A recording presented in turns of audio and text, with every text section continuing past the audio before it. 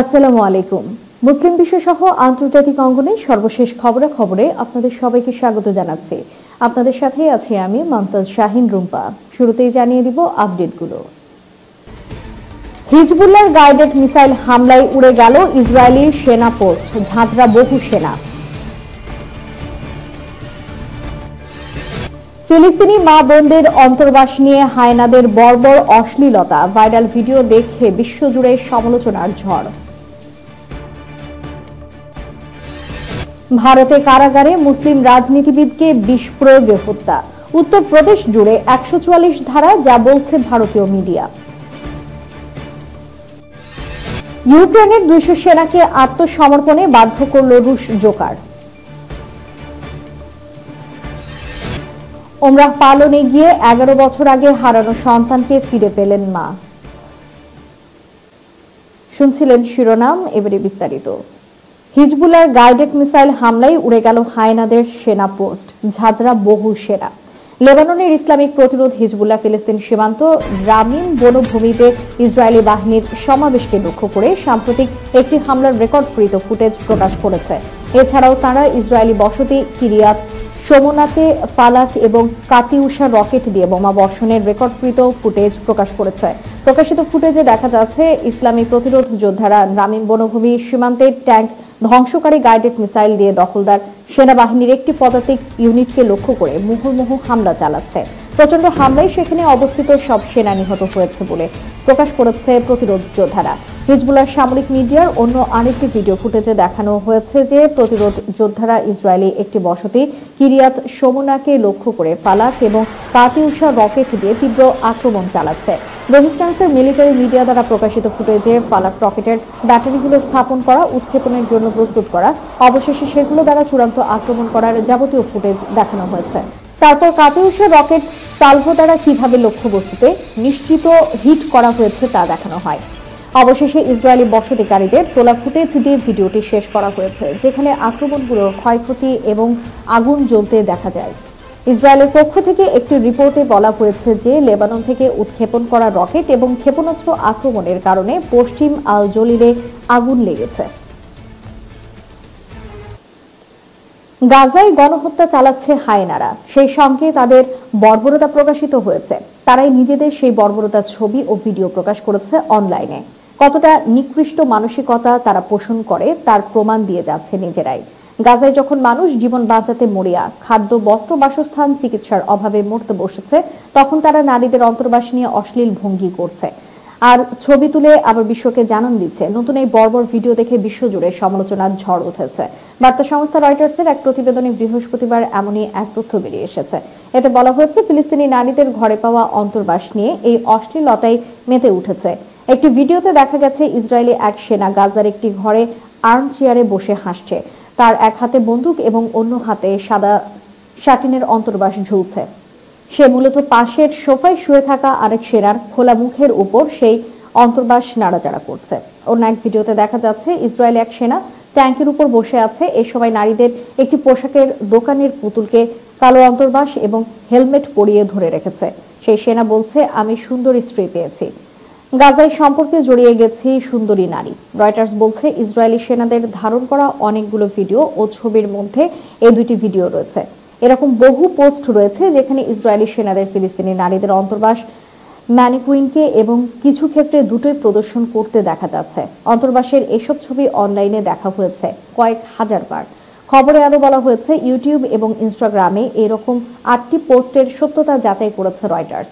এ বিষয়ে জাতিসংঘের মানবাধিকার অফিসের মুখপাত্র রাভিনা সামদাসানি বলেন, এই ধরনের ছবি পোস্ট করা ফিলিস্তিনি নারীদের এবং সমস্ত নারীর জন্য অবমাননাকর। বিষয়টি জানতে ইউটিউব বা ইনস্টাগ্রামে যাচাইকৃত ৮টি পোস্টের বিস্তারিত জানতে চেয়ে ইসরায়েলি প্রতিরক্ষা বাহিনীর কাছে পাঠিয়েছে রয়টার্স। জবাবে ইসরায়েলি ডিফেন্স ফোর্সের একজন মুখপাত্র বলেছে, সেনাদের দায়িত্ব পালনের সময় আদেশ এবং প্রত্যাশিত মূল্যবোধ থেকে বিচ্যুত করে এমন সব ঘটনার তদন্ত করা হবে। একই সঙ্গে সামাজিক নেটওয়ার্কগুলোতে আপলোড করা ভিডিওগুলোর বিষয়েও তদন্ত হবে। এদিকে অশ্লীল খেলায় মত্ত যেসব ইসরায়েলি সেনাকে রয়টার্স শনাক্ত করতে সক্ষম হয়েছে তাদের সঙ্গে যোগাযোগের চেষ্টা করেছে বার্তা সংস্থাটি। অবশ্য তাদের সামাজিক মিডিয়া অ্যাকাউন্টের মাধ্যমে পাঠানো মন্তব্যের অনুরোধের জবাব ওই ইসরায়েলি সেনারা দেয়নি। ভারতের উত্তরপ্রদেশ রাজ্যের আলোচিত রাজনীতিবিদ মুখতার আনসারী কারাগারে মারা গেছেন। 60 বছর বয়সী মুখতার উত্তরপ্রদেশের মৌসদর বিধানসভার 5 বারের সাবেক বিধায়ক ছিলেন। আনসারীর মৃত্যুতে উত্তরপ্রদেশের বেশ কিছু শহরে নিরাপত্তা জোরদার করা হয়েছে। জারি করা হয়েছে 144 ধারা। অনলাইন এনডিটিভি লিখেছে, তিনি হার্ট অ্যাটাকে মারা গেছেন, কিন্তু পরিবারের অভিযোগ আনসারীকে বিষ প্রয়োগ করা হয়েছে। এই জন্য রাজ্য জুড়ে নিরাপত্তা বাড়ানো হয়েছে। এর অধীনে বড় সমাবেশ নিষিদ্ধ করা হয়েছে। বান্ডা, মাও, গাজীপুর এবং বারাণসী জেলার বাড়ানো হয়েছে নিরাপত্তারক্ষী। এই খবর দিয়েছে অনলাইন এনডিটিভি। তার ছেলে উমর আনসারী দাবি করেছেন, আমার বাবাকে ধীরে ধীরে বিষ প্রয়োগ করা হচ্ছিল। তিনি দাবি করেন তার বাবাকে খাবারে বিষ দেওয়া হয়েছিল, ওই খাবার খেয়ে মৃত্যু হয়েছে। শুধু তাই নয়, উমর জানান মুখতারের মৃত্যুর পূর্ণাঙ্গ তদন্তের প্রয়োজন। বিষয়টি নিয়ে তারা আদালতে যাবেন। বাবার মৃত্যুর খবর প্রশাসনের তরফে তাদের জানানো হয়নি বলেও দাবি করেন উমর। তার কথায়, প্রশাসনের পক্ষ থেকে আমাদের কিছু বলা হয়নি। আমি সংবাদ মাধ্যম থেকে বিষয়টি নিশ্চিত হতে পারি। এরপরই তিনি বলেন, দিন দুয়েক আগেও আমি তার সাথে দেখা করতে জেলে গিয়েছিলাম, কিন্তু আমাকে দেখা করতে দেওয়া হয়নি। বিষ দেওয়ার অভিযোগের ব্যাপারে আমরা আগেও যা বলেছি এখনো একই কথাই বলবো। গত 19 মার্চ নাকি মুখতারকে রাতের খাবারের সাথে বিষ দেওয়া হয়েছিল, এমনই অভিযোগ করেছেন ওমর। এই ব্যাপারে তারা বিচার বিভাগের দ্বারস্থ হবেন বলেও জানান তিনি। মুখতারের কথায়, বিচার বিভাগের প্রতি আমাদের পূর্ণ আস্থা রয়েছে। বৃহস্পতিবার হৃদরোগে আক্রান্ত হয়ে মৃত্যু হয়েছে মুখতারের। জেল সূত্রে খবর, রমজানের রোজা ভাঙার পরেই মুখতারের স্বাস্থ্যের অবনতি হয়। বান্দা মেডিকেল কলেজের অধ্যক্ষ সুনীল কৌশল জানান, পেটের যন্ত্রণা নিয়ে প্রায় 14 ঘন্টা হাসপাতালে ভর্তি থাকার পর সেখানে হৃদরোগে আক্রান্ত হয়ে মৃত্যু হয়েছে মুখতারের। যদিও মুখতারের ভাই গাজীপুরের এমপি আফজাল আনসারী অভিযোগ তুলেছেন, তার বড় ভাইকে জেলের মধ্যেই বিষ প্রয়োগ করে মেরে ফেলা হয়েছে। একই অভিযোগ শোনা গেল ছেলে উমরের গলাতেও। শুক্রবার ময়নাতদন্তের পর মুখতারের লাশ তার পরিবারের হাতে তুলে দেওয়া হবে। তারপরেই তার জানাজা এবং দাফন সম্পন্ন করা হবে বলে জানান উমর। মুখতারের মৃত্যু নিয়ে উত্তরপ্রদেশের বিজেপি সরকারের বিরুদ্ধে সুর চড়াচ্ছেন বিরোধীরা। অল ইন্ডিয়া মজলিস ই ইত্তেহাদুল মুসলিমিন এর প্রধান আসাদুদ্দিন ওয়াইসি বলেন, মুখতার প্রশাসনের বিরুদ্ধে বারবার গুরুতর অভিযোগ তুলেছেন। তাকে বিষ প্রয়োগ করা হচ্ছে বলে অভিযোগ করতেন। সরকার তার চিকিৎসার দিকে কোনো মনোযোগ দেননি। একই কথা বলছেন সমাজবাদী পার্টির নেতা আমিক জামে। তিনি মুখতারের মৃত্যুর পুঙ্খানুপুঙ্খ তদন্তের দাবি জানিয়েছেন। একই দাবি কংগ্রেস নেতা সুরেন্দ্র রাজপুতেরও। ইউক্রেনের এক কোম্পানি সেনা রুশ বাহিনীর কাছে আত্মসমর্পণ করেছে। তাদেরকে আত্মসমর্পণ করতে বাধ্য করেছে রুশ ড্রোন জোকার। রুশ সংবাদ মাধ্যম স্পুটনিক এই খবর দিয়েছে। প্রতিবেদনে বলা হয়েছে, ইউক্রেন যুদ্ধে নজরদারি, উদ্ধার এবং লক্ষ্যবস্তু আক্রমণ সহ বিভিন্ন কর্মকাণ্ডের জন্য ড্রোন মোতায়েন করেছে রুশ বাহিনী। মনুষ্যবিহীন এইসব যান মানুষের হতাহতের ঝুঁকি কমিয়ে রাশিয়াকে কৌশলগত সুবিধা প্রদান করছে। জোকার এফপিভি ড্রোন তাদের মধ্যে একটি। এই ড্রোনের সম্প্রতি ইউক্রেনীয় বাহিনীর একটি পুরো কোম্পানিকে আত্মসমর্পণ করতে বাধ্য করেছে। Centre for Integrated Unmanned Solution ডেভেলপারের জেনারেল ডিরেক্টর দিমিত্রি কুজিয়াকিনের বরাত দিয়ে স্পুটনিক এই তথ্য জানিয়েছে। দিমিত্রি কুজিয়ানিক বলেছেন, সম্ভবত কেউ এর রেকর্ড ভাঙতে পারবে না। এবার কোনো ব্রাডলি, হাম্পি বা কোনো লিওপার্ড 2 নয়, ইউক্রেনীয় সশস্ত্র বাহিনীর 60 জন সেনাকে আত্মসমর্পণ করতে হয়েছে, যারা এফপিভি ড্রোনের ব্যাপক ব্যবহারের অর্থ কি তা নিজের চোখে দেখে আত্মসমর্পণ করেছে। অর্থাৎ একটি ছোট ড্রোন ইউক্রেনীয় বাহিনীর একটি সম্পূর্ণ কোম্পানিকে বন্দী করেছে। কোম্পানি সেনাবাহিনীর একটি ইউনিট, যাতে প্রায় 80 থেকে 250 জন সেনা থাকে, যদিও এই সংখ্যা দেশ, ইউনিটের ধরন এবং গঠনের উপর ভিত্তি করে ভিন্ন হয়ে থাকে। কুজিয়ানিন আরো বলেন, আমাদের যোদ্ধারা, যাদের আমরা প্রশিক্ষিত ও সজ্জিত করেছিলাম, তাদের যুদ্ধ করতে হয়নি। খেলাটা এফপিভি অপারেটররাই খেলেছেন, যা অবিলম্বে ইউক্রেনীয় প্রতিরক্ষার দ্বিতীয় গুরুত্বপূর্ণ লাইনের সক্ষমতাকে উন্মোচন করেছে। সামনের সারির ইউক্রেনীয় সেনারা বুঝতে পেরেছিল যে প্রতিরোধ অর্থহীন। তারা আত্মসমর্পণ করতে বাধ্য হয়েছে, যেটা আমাদের কাজের আসল পুরস্কার। বেশ কয়েক বছর ধরে drone company Joker FPV combat ড্রোনের একটি বহর তৈরি করেছে। সর্বশেষ মডেল জোকার 10 5 কিলোগ্রাম পর্যন্ত একটি পেলোড বহন করতে পারে এবং ঘন্টায় 100 কিলোমিটার গতিতে উঠতে পারে। পেলোড ছাড়া যা ঘন্টায় 200 কিলোমিটার পর্যন্ত পৌঁছায়।